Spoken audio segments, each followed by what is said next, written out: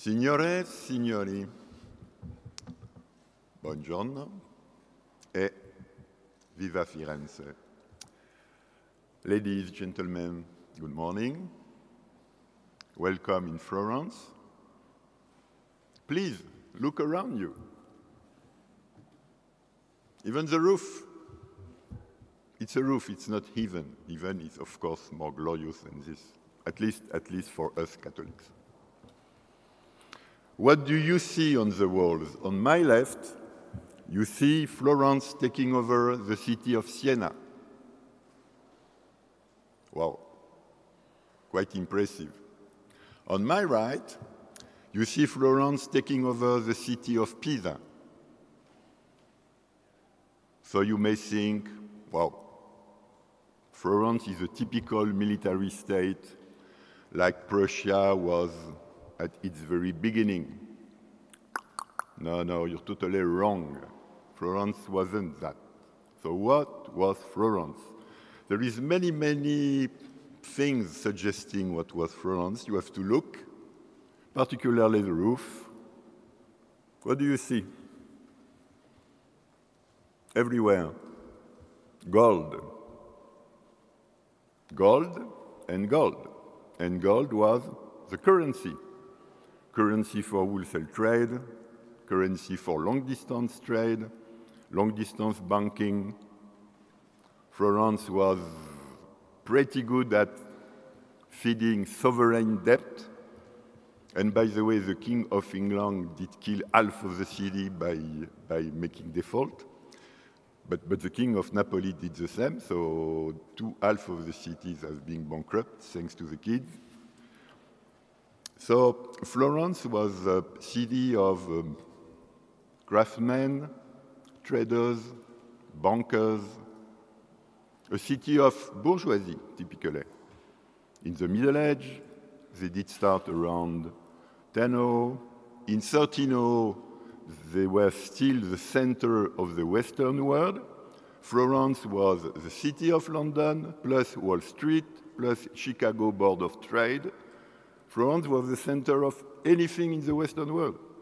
Then they did invite roughly banking, they did invite accounting, they did invite a big currency, you know, il fiorino, the florint, le florin, that's the gold money from Florence.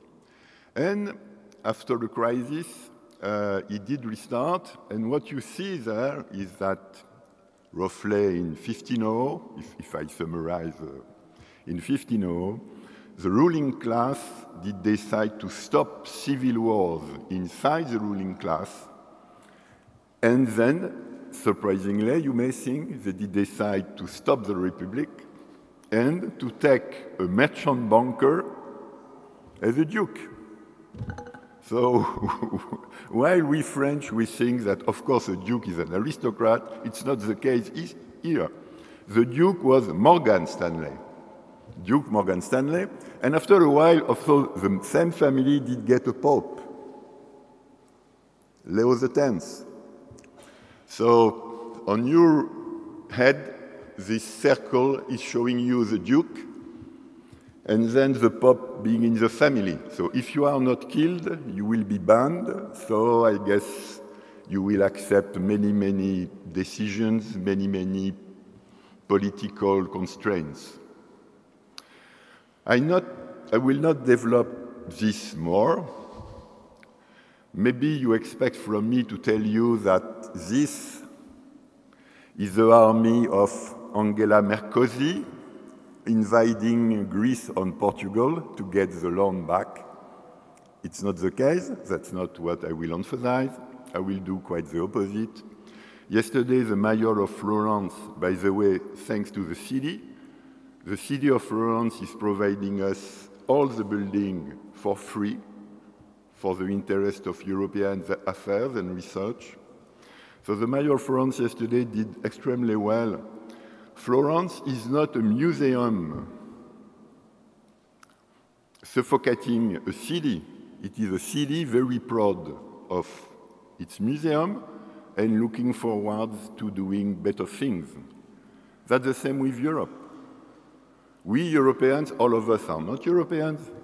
My researcher, Michael, is American. I have researchers from China, Brazil, Russia.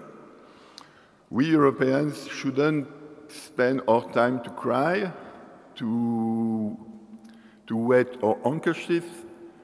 We have to do things, we have to look forward, we have to find ways, and we have to do. We have to innovate. Nobody in the world will wait for us, and we do not need to be waited. We need to move.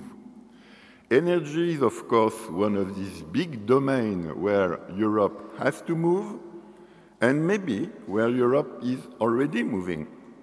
That's the purpose of the day. State of the Union. Yesterday we got the President of the European Commission, the Prime Minister of Italy. Today, energy. We know that at least 3 areas of energy are moving in Europe, in a European frame. First, the internal market. I know that, like me, you may think that internal market did start in 1986, and it's pretty long to get it, but could you tell me where you know an electricity internal market being working? In Canada, in the US, in Brazil, in Russia, in India, in China? There is none, nowhere. In gas, you will see in a moment, it's different. In gas, we have an outstanding example with the internal gas market in the US, but except the US, not that much other markets. So building markets can be long or difficult. Is it useful? Is it delivering anything? It will be addressed by the first session. Internal market achievement, yes, not. Delivering what? We will see. Second session, mitigating climate change. Do we have other big political body or entities that doing more than Europe or doing best than Europe to mitigate climate change? We have to look at, we have to discuss it. We know that Europe is using several tools, the price of carbon, the public push for renewable, and the enhancement of energy efficiency. Why do we have so many tools? Do they complement? Do they contradict? We will see too. This afternoon, delivering security of supply. We have push for renewable, and then what will happen for, let's say, gas? Will we get the infrastructure we would like? Will we get the supply we would like? Do we want to have any gas supply in the future? Maybe we do not need any gas, and only the US, India, and China will use it. It has to be discussed too. And at the end of the day, and it will be also the end of the day, we have to look at these 3 pillars: the internal market, the climate change policy, security of supply. Do we have 3 pillars making our common energy policy more robust at the European level? Or do we have 3 policies not helping each other, contradicting each other, even blocking each other? It's an open debate, and the debate will be open. The structure of the day is made of 4 sessions. Each session, a chairman, a chairperson, 2 speakers, 1 speaker giving a European voice, not necessarily the European voice, but a European voice, and a second speaker making a totally independent and free comments or assessment. So we will get it in this order. First, this session, internal market. Of course, Philippe Lowe. Philippe Lowe has been Director General for Competition, now Director General for Energy. So Philippe knows everything we should know on the European scene. And the contradictor is a compatriot of Philippe, but not living on the same bank of the channel, David Newberry.